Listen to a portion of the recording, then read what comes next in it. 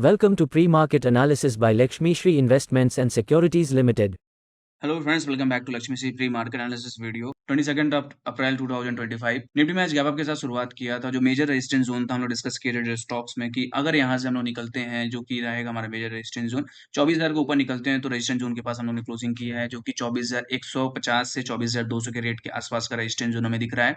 इसलिए अगर देखेंगे डेली टाइम फ्रेम पे तो एक बेहतरीन यहाँ से रेजिस्टेंस जोन है। अगर यहाँ से रिजेक्शन कैंडल मिलता है तो थोड़ा सा सेलिंग देखने के लिए मिल सकता है, प्रॉफिट बुकिंग आती हुई लगेगी। इसलिए 5 दिन की लगातार रैली के बाद अभी तक निफ्टी ने कहीं भी डिप दिया नहीं है। डिप की चांसेस ज्यादा लग रहा है और यहाँ से साइडवेज जोन होना चाहिए। उसके बाद कंटिन्यू जो रैली मिलेगी वो स्विंग हाई हमारे लिए रहेगा, जो कि 24,750 और 24,800 के लेवल यहाँ से निकलता हुआ आ रहा है। अभी हम लोग क्या कर सकते हैं इसके लिए डिस्कशन कर लेते हैं। तो ओवरऑल देखा जाए तो जिस हिसाब से कैंडल ओपन हुआ था, एक रेंज के अंदर ओपन हुआ था, लेकिन बढ़त के साथ हम लोग ने ब्रेकआउट किया और ऊपर में जाके जो रेजिस्टेंस जोन था उसको हम लोग ने ब्रेक करने के बाद ही क्लोज दिया है। लेकिन बट कंफर्मेशन चाहिए एक अच्छे कैंडल के साथ।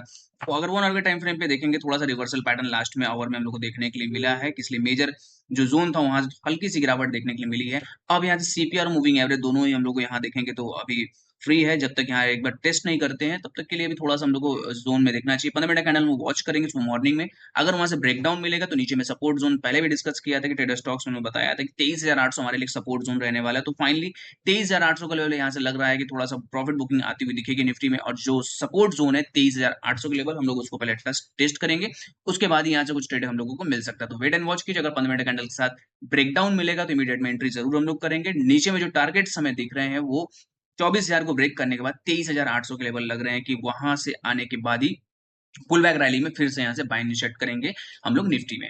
बैंक निफ्टी की बात करें तो बैंक निफ्टी ने बताया था कि 55,500 का टारगेट हमें यहाँ से लग रहा है बैंक निफ्टी में आता हुआ मिलेगा। और फाइनली 55,461 का हम लोग ने हाई बनाया है।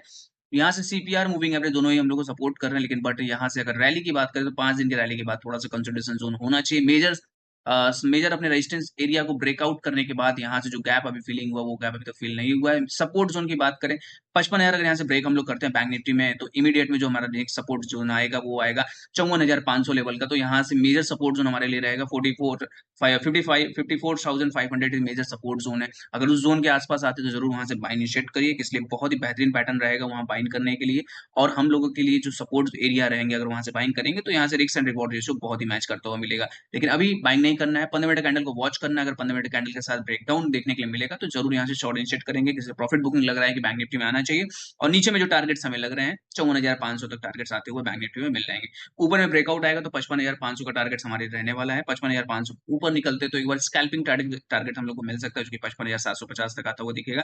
लेकिन चांसेस नीचे के ज्यादा लग रहे हैं कि जिस हिसाब से ब्रेकआउट आता हुआ दिख रहा है मार्केट में, तो एक बार नीचे में डिप मिलेगा उसके बाद ही कुछ अच्छी बाइंग हम लोग को मिल सकती है बैंक निफ्टी में। मिड कैप की बात करें तो फाइनली एक बेहतरीन ब्रेकआउट यहाँ मिल चुका है। बॉक्स का ब्रेकआउट के बाद मिड कैप में कंसोलिडेशन जोन हम लोग को चाहिए था। हम लोग ने बताया था कि 12,250 का टारगेट हमें मिड कैप में लग रहा है। तो डीप अगर मिलती है तो बाइंग जरूर करें।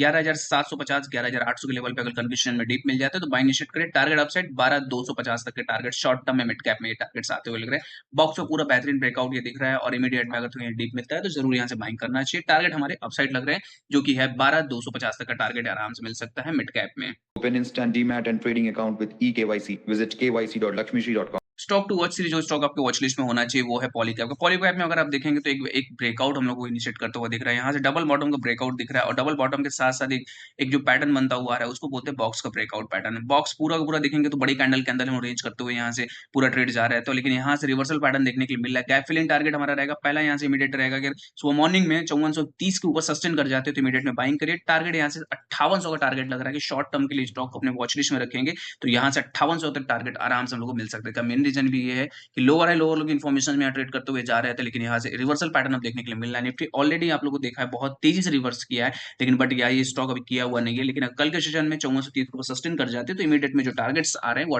5850 तक के ये टारगेट गैप फिलिंग टारगेट हमारा रहेगा। तो आराम से टारगेट्स आते हुए मिल सकते हैं। इस स्टॉक को अपने पोर्टफोलियो में रखिए, एक बेहतरीन रिटर्न निकाल के दे सकता है। डेली से करने के लिए हमारे वीडियो को लाइक और कमेंट कीजिए और हमारे चैनल को सब्सक्राइब कीजिए। Thank you.